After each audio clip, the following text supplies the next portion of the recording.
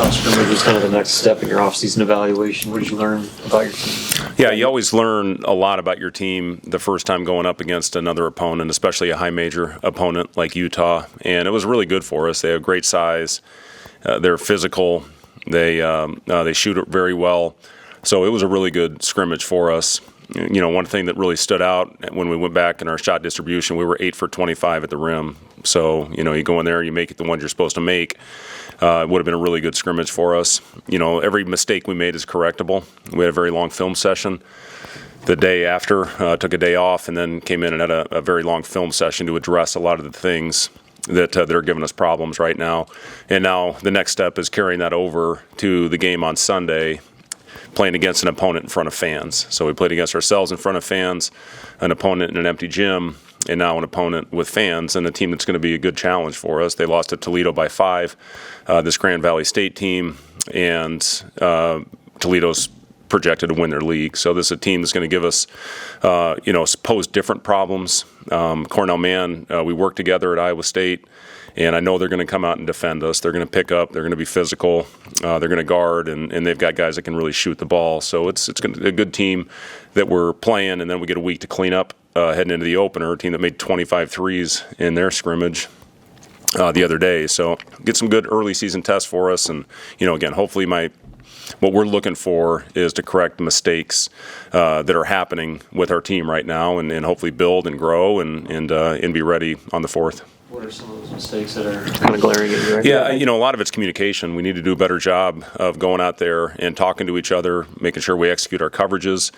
Offensively, just keep the ball moving, making simple plays. We did a good job taking care of the ball. We only had 7 turnovers in our game at Utah. If we can duplicate that all year, I think we're going to be a very good team. We have to value possessions, and we got lost a few times out there. Physicality at times was a problem for us, but overall, we gave them under 10 offensive rebounds, and that's a physical, long team. So that was solid, but we can always get better in that area.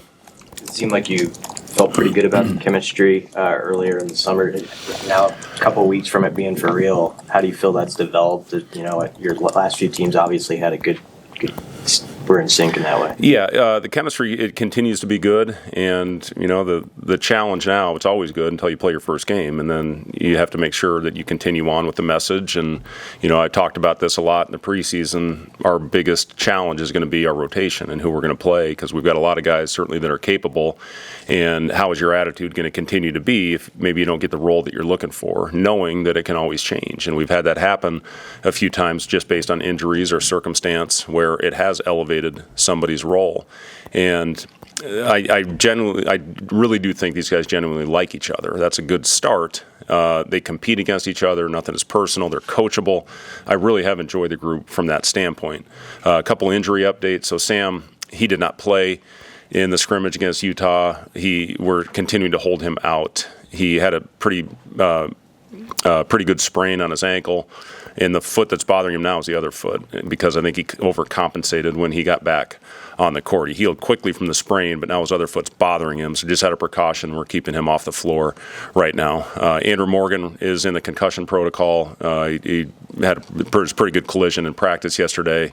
Now he's in the protocol to try to get how many steps it is now to get cleared. Very doubtful he'll play this weekend, but hopefully we'll have him back for the opener. What is with the new guys who entered in now a week away from playing, what is kind of the learning curve of getting acclimated to their new surroundings, and where are they at this point? Yeah, I mean, you know, big thing, what we're looking for once we get out there, I can't remember what coach talked about. It might have been Chris Finch that I heard the other day talking about, you know, now that it's for real, guys try to go out and do too much. We don't need to go out and reinvent the wheel. We're a pretty solid basketball team when we just go out and play the right way and keep the ball moving and communicate on defense and don't try to jump off the page. And, you know, team gets a run on us, try to get it all back at once, you know, by jumping off the map, and then you're in trouble. The other 4 guys have no idea what's going on if one guy does that. So it's just staying solid, staying consistent. We're just looking for the same thing in the game that we do in practice every day, going all the way back to when we started doing live stuff in July. And I think this team is capable of doing that. Are we going to have some growing pains along the way? Sure. Everybody does, especially in today's climate with so many new faces. I have an idea on the rotation right now, but I guarantee you it will change. So, guys just always have to be ready, be prepared, go out there, execute your role, and hopefully give us a chance to get off to a really good start this season. Have you settled on starting five at all? No, I really haven't. We started in our game. We started big out in Utah with Raleigh, Bryce, Juwan, Burke, and Braxton.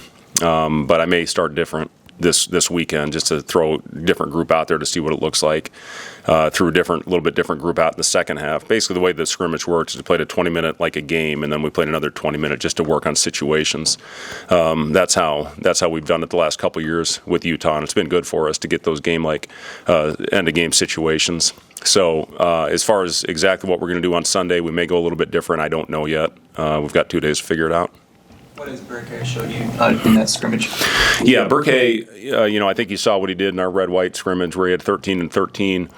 Did some really good things out in the Utah scrimmage, and there were some things that he needs to clean up as far as a discipline, consistency type thing that I thought was really good in the last couple of days of practice. So just really, really talented. For a guy that's 6'10", every bit of 6'10", his ability to pass, shoot, and dribble, I think his ball skills probably are the best thing that he does, and especially with not having Rink on the floor this year, having a front court player that can make plays, get into the paint, that can initiate offense for us. I think you've seen we've been pretty effective the last couple of years when we've had that type of guy on the floor. 2 years ago with Derek, and then last year with Rink, and also Josiah grew in a big way in that kind of playmaking role as well. But that's certainly something Burke can do, and also stretch the defense with his ability to shoot. Coach, you're coming off one of the most successful seasons in a decade. You get a new contract extension. How much more comfortable do you feel going into the season, just personally at ease? I know you can never relax in the Big Ten, but how much at ease do you feel compared to past seasons, and how can that help recruiting-wise? Oh, God, I'm never at ease. It's just the business that we're in. I'm up every morning. When I get up 3, 4, whatever it is, and I'm up, it's just, it's that time of year where you're just thinking, all right, do I have everything in? What else do we need to go through? We had a 2-a-day 2 days ago just to work on special team stuff in the afternoon, special situation type things. So, I don't think any of us in this business are ever at ease going into the year. I know we need to grow. We need to get better at a lot of things from last year. The thing I really liked about last year's group is how they continue to get better and improve as the season went on, and I really do think we were playing our best basketball at the end of the year. We just ran into a really, really hot team, when the tournament rolled around. But I like our group. I think they will compete. Again, we're going to continue to have to see growth with the team, fight through adversity. And I know everybody that's up here talking in front of media right now in my position is talking about the same things. And the ones that get it and don't just talk about it are the ones that are going to be standing at the end of this thing in March. But yeah, it's a fun group to be around.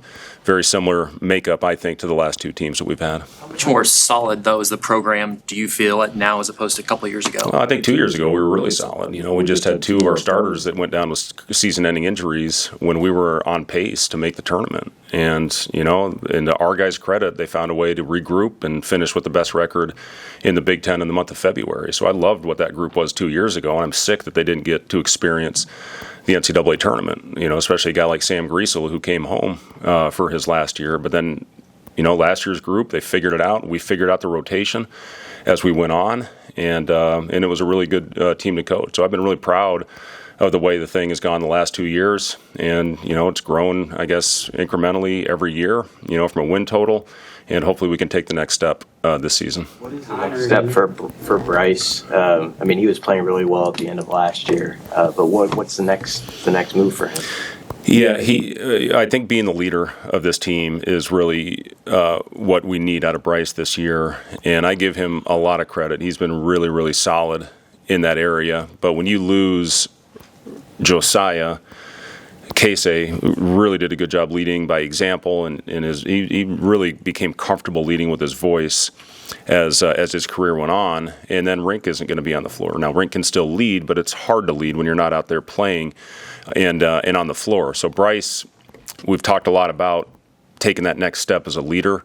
His game has grown in a huge way. Playing with the ball in his hands last year was great for his career, and we'll play some lineups, I think, still with him as the lead guard because we were so good in that when he was in that role a year ago. Not only offensively but defensively, our numbers really improved when Bryce went to guarding the other team's point guard.